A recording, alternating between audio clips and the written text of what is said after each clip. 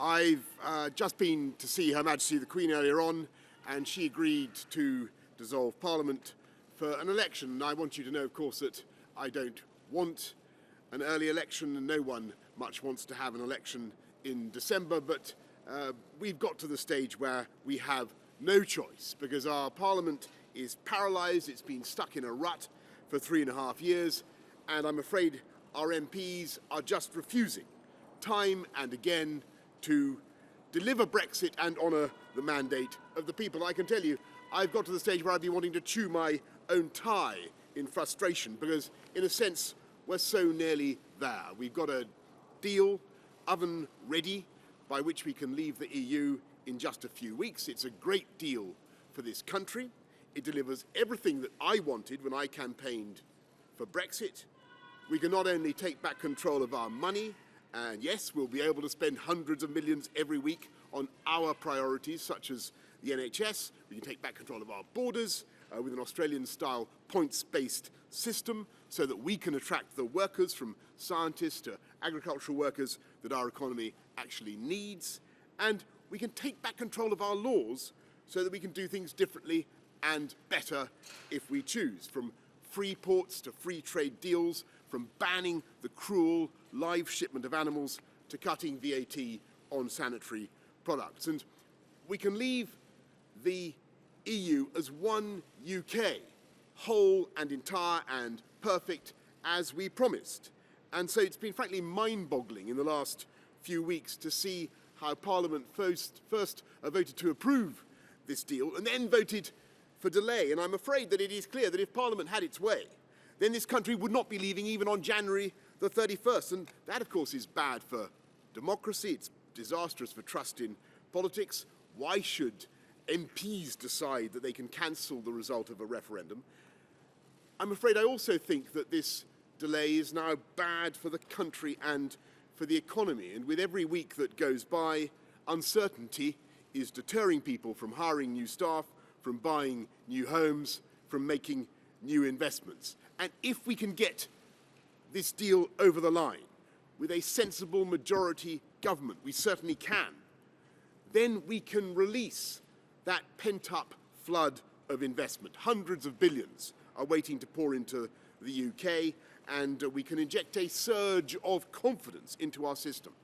And we in this government can get on with delivering on the priorities of the people. And I'm very proud of what we've done in the last 108 days, or whatever it is, 108 days or so.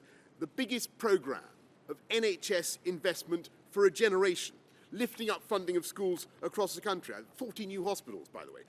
Lifting up funding of schools across the country. Putting 20,000 more police on the streets. An infrastructure revolution we're planning in rail and road, from electric buses to new green cycle schemes. Gigabit broadband in every home. And we have the confidence as One Nation Conservatives to make those investments, not despite our belief in a strong private sector, but precisely because we champion this enterprise economy in the UK. And when people get up at 5 a.m. to get their businesses ready, when they risk their own money or mortgage their own homes to develop a new product or a new venture, when they have the guts to find a new market at home or abroad, we don't sneer at them, we cheer for them and do what we can to help, because we understand that it's only by having a dynamic free market economy that we can deliver on our programme of uniting this country and levelling up with infrastructure, education and technology. And it's only if you have great public services that you can have a successful market economy. So I say, come with us. That's the choice at this election. That's the choice. Come with us, a government that's putting billions into education, or go with Jeremy Corbyn and the Labour Party, because that's the only alternative, who actually want to ban Ofsted that protects kids from bullying in the classroom. Come with us, a government that believes in high wages and is raising the living wage to £10.50, the biggest ever increase, or go with a left-wing Labour Party that believes in high taxes for everyone and that voted under this government for against £7,800 of tax cuts on working people. That's what they did. Come with us, put in a points-based immigration system, or go with Labour and a totally uncontrolled and unlimited immigration system that would put huge pressure on the NHS and other services. Come with us, a government that believes Britain should stand tall in the world. Or go with Jeremy Corbyn and the Labour Party, who sided with Putin when Russia ordered poisonings on the streets of Salisbury.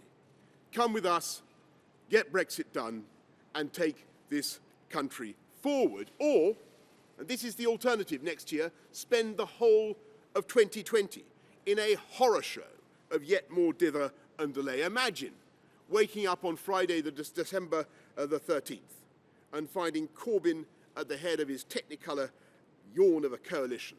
They would spend the whole of 2020 having two referendums, one on Scotland, because he's done a deal with the Scots nationalists to assist the breakup of the Union if they sustain him in power, and another referendum on Brexit, which is meant to happen in 9 months' time after he's renegotiated, supposedly, our exit and renegotiated this deal.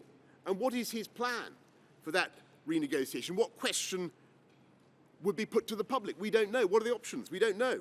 We don't even know what side he would take.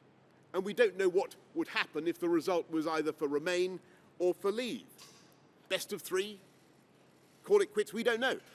What we do know is that in any scenario, the dither and the drift and the delay, which is increasingly damaging for our country, would just continue. And we do know that there's only one way to avoid that nightmare, and that is to vote for a moderate and compassionate one-nation Conservative government. And we will make this country the greatest place to live, to raise a family, to start a business, to send your kids to school, a country where we lead the world in cutting CO2, in tackling climate change, in clean, green technology, where we stand up for our values around the world, a country where everybody has the opportunity to make the most of their lives and where we work as a government to give them that opportunity from the moment they are born. And that is our mission. If I come back here with a working majority in Parliament, then I will get Parliament working again for you.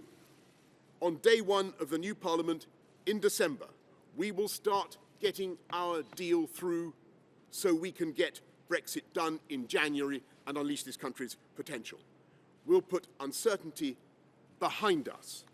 Families and businesses will be able to plan. Let's make 2020 the year of investment and growth, not the year of 2 referendums.